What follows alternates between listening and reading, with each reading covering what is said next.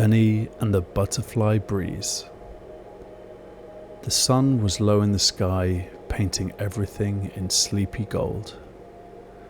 Benny the bear was lying in a patch of warm grass, his teddy beside him, watching the clouds change shapes. Just as he spotted one that looked like a giant spoon, he felt something gentle brush past his ear. Whoosh, flutter, flick. A butterfly, then another, then 20 more, drifting through the sky like floating petals, each one glowing just a little. One landed on his nose and blinked slowly. Time for a breezy ride, Benny, it seemed to say. Without a sound, the butterflies lifted him up, soft as feathers, light as dreams. Benny drifted into the air, higher and higher, the flutter of wings the only sound around him. They carried him through the cloud meadow, where breezes played tag and dandelion fluff danced in slow circles. Below him, clouds shaped like pillows bounced gently in the breeze. A butterfly whispered in his ear, not with words, but with feelings. It told him about a sleeping deer in a hammock of wind, a feather that sang lullabies, a hill made of velvet moss that dreams napped on. The butterflies didn't rush. They knew Benny didn't need to go anywhere. He just needed to float.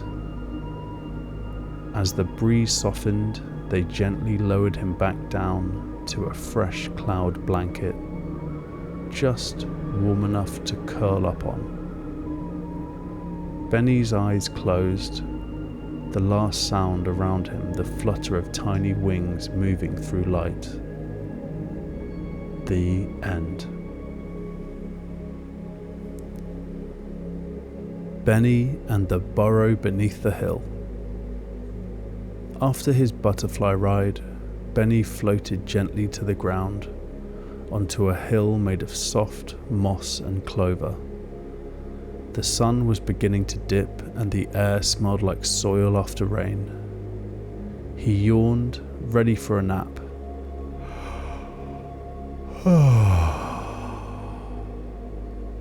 When suddenly, creak, rustle. A little wooden door opened in the side of the hill. It wasn't big, it wasn't bright, but it was warm and it was inviting. A hedgehog wearing tiny round glasses peeked out. "Evening, Benny," he whispered. "Would you like to rest inside the burrow?" Benny nodded. He followed the hedgehog down into the burrow beneath the hill, a cool, quiet space lit with soft firefly lamps and candle jars. The air was still, the sounds were small. A drip of water from a root, a little shuffle from a sleeping mole, the slow crackle of a tea kettle made of stone. The hedgehog poured Benny a tiny thimble of warm chamomile steam and showed him to a nest made of cotton and feathers. "This place is for creatures who need a pause," he said, "not a push." Benny curled up in the nest. Above him, earth wrapped around like a blanket.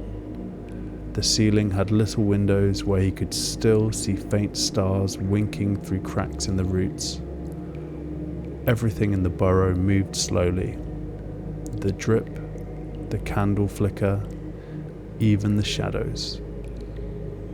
And before Benny could finish his thimble of tea, his eyes drifted shut. Back in bed, he could still feel the coolness of the burrow and smell the memory of moss and candles. The end. Benny and the Cloud Hammock.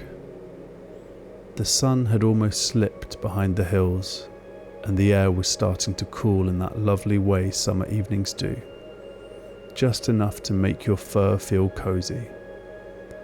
Benny had wandered out of the hill burrow and onto a quiet patch of sky. There was no wind, no noise, just that kind of hush that made the world feel gentle. And then he saw it.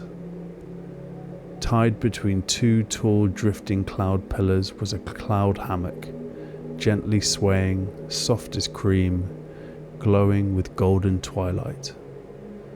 A single string of tiny shell chimes hung nearby, clinking ever so faintly. Tink, tink, swish. A breeze nudged the hammock just a little, as if it was saying, "It's waiting for you." Benny climbed in. The ropes cradled him like a hug. The hammock rocked, slowly, slowly, just like a lullaby you don't even need to hear. Above him, birds flew home in a lazy V. Below, the clouds changed shape with every sway. All around him, the wind spoke in the language of soft things, the hush of dandelions, the sigh of curtains, the breath you take right before you sleep.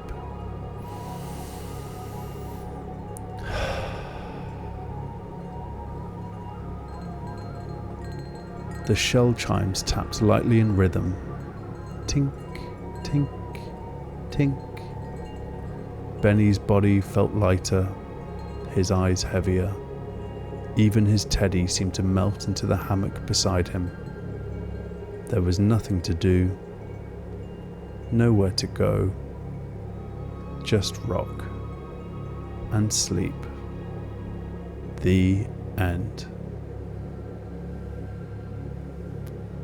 Benny and the Pond of Lanterns. Benny woke to the gentlest sound. Drip, drop, drip. The way a pond whispers when no one's around. He'd floated from his cloud hammock onto the back of a slow breeze, which had carried him to a still, moonlit pond, surrounded by tall grass and sleepy frogs. The pond didn't splash. It didn't ripple. It shimmered. Floating on its surface were tiny lanterns, round, glowing orbs with little candle hearts. They drifted without bumping, as if they were all following the same soft song only the pond could hear. A crane stood on one leg at the edge, dipping its beak now and then, eyes half closed.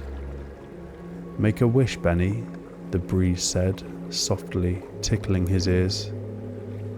"Every lantern carries a wish." Benny knelt at the edge, picked up a small round lantern and held it close. The warmth felt like a hug. He closed his eyes.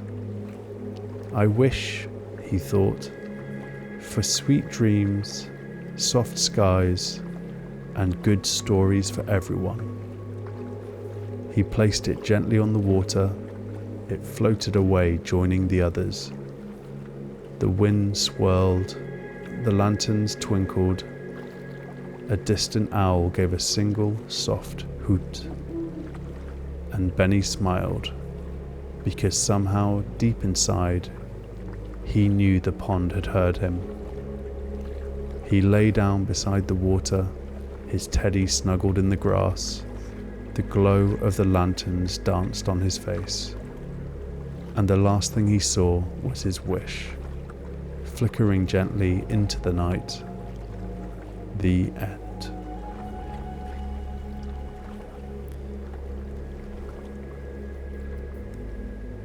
Benny and the Moon Who Hummed. The world was quiet now. Even the trees were still. Benny lay on his back, deep in a field of soft summer night grass. His eyes blinked slowly, heavy with the hush of the day. Then he noticed something. A light, Not too bright, not too far, glowing gently just above him. It was the moon, but tonight she was closer, much closer. She floated down on a silver thread of starlight, as soft as breath, and hovered just above Benny's nose. She didn't speak, she hummed. It wasn't a song Benny knew, but it felt like something he'd always known.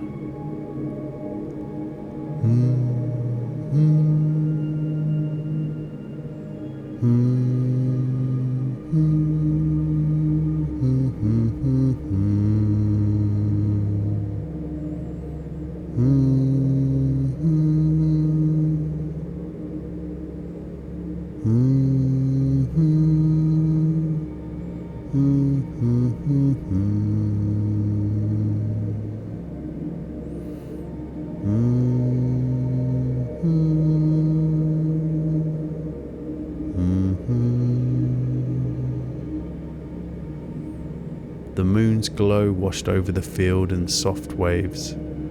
Every blade of grass shimmered silver. Even Benny's teddy twinkled a little at the edges.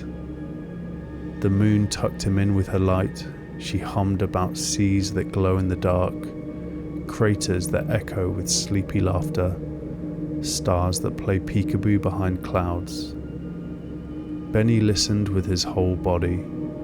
The hum filled his pores, his ears, his dreams.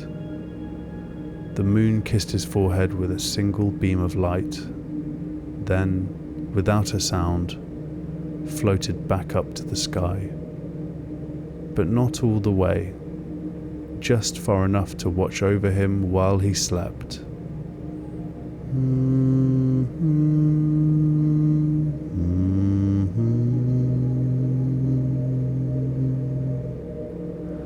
The end.